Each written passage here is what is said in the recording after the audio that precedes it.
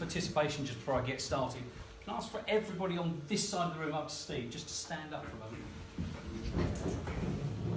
Okay, folks, it might be a little bit shocking this, but statistically, in a room of this size, that would be the number of businesses that have a financial problem of some sort and need to be taking some form of advice. That's not to say any of these guys are in that position. Okay, but statistically, it's around about 1 in 3. So, anyway, thank you very much, everybody. Thank you. You're right there. Okay, so what do RTB do for people? You've all heard me stand up and say, yep, we offer debt solutions, we take people through those sort of situations and get them out the other side. But we pride ourselves on being whole of market in terms of the advice that we give, and that means that we can provide all of the solutions that are available in the marketplace, everything from debt management, which is time to pay arrangements, right the way through to taking businesses and individuals through formal insolvency processes such as personal bankruptcy or perhaps even the winding up of a company. And in doing so, we don't have a hidden agenda. It doesn't matter to me what the solution is for the client, just that there is a solution, something that we can take them by the hand, walk them through it every step of the way until they're out in a much better place, in a situation where they can start to rebuild and move forward once again. And that's quite rare. You don't see that too often in the marketplace. And you certainly don't see that for businesses. We don't get involved in dealing with personal debt as such. So for people that have got credit card problems and such like, we tend to back them away to others who can deal more appropriately with them. There are plenty of charitable organisations who will do that, and they will do it virtually for nothing or free of charge in many cases. And consumer debts are covered under the Consumer Credit Act, so it's actually a lot easier to deal with credit card companies and banks when you're a consumer creditor. When you're in business, there's no such protection. The gloves are off. Life is a lot tougher. The sort of things that creditors can do is a lot tougher, a lot swifter. They don't have to stand back and offer you time to pay if they don't want to. They can step in, give you a right old kicking just because. And the system allows for that. So people do need that extra bit of protection, that advice, that help on what they can do. Now, when somebody is in that situation, the reason I want to talk to bookkeepers and such like is because they will confide in people that are close to them, people that are around them. So the bookkeepers, the accountants, business coaches, that sort of thing, they're the people that I want to talk to because they will know when somebody is slipping into a situation that they're not going to be able to recover on their own.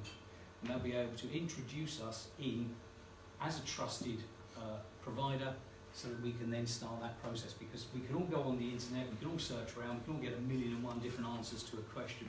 We don't necessarily know what the right answer is and how to proceed from there. So we need that personal introduction, and all of the business that we do comes through that personal introduction. We don't advertise for anything, we work with our introducers and past clients to identify people that need help. Hence why I'm asking, please, introductions to bookkeepers. I'll be asking for introductions to accountants in due course, but certainly for the moment, if anybody knows a bookkeeper, I'd like to help them, so we can help support them and their clients, and they can retain that client as they move forward. That's really what I've got to say for the moment. Are there any questions? Anybody have any burning questions? What's the most amount of debt you managed to get someone out of? That's a good one. Couple of million. Something like that, yeah. It's staggering how the numbers add up. New client this week actually, who running a very small business but somehow managed to rack up 150 grand's worth of debt. It's just really, it's amazing how the numbers add up. Once you actually sort of start sitting down and just working through what's going on, the numbers get big. And it's, most clients are probably in the 100 plus sort of area, one way or the other. How do I get into a couple of million of debt?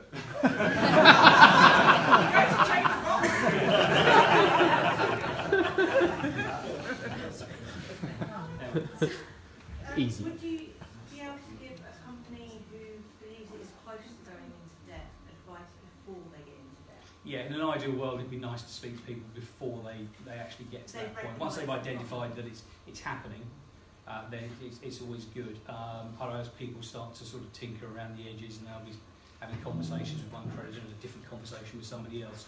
It's good just to have that introduction beforehand, so you can control the situation much easier. Julian? What should we listen out for if for any signs that there might be somebody that you can help? Really, I suppose the one creditor that's common to most is going to be HMRC. So if somebody says that they're dealing with HMRC issues, if they're not able to resolve that via their accountant, then yeah, that would be a good intro. But to be fair, most people, certainly business owners, don't wave a big flag saying, "Hey, come and help me," until it gets really tough. Hence, again, those close individuals, around the business, such as the bookkeeper, the accountant, business coaches, are a great intro for me.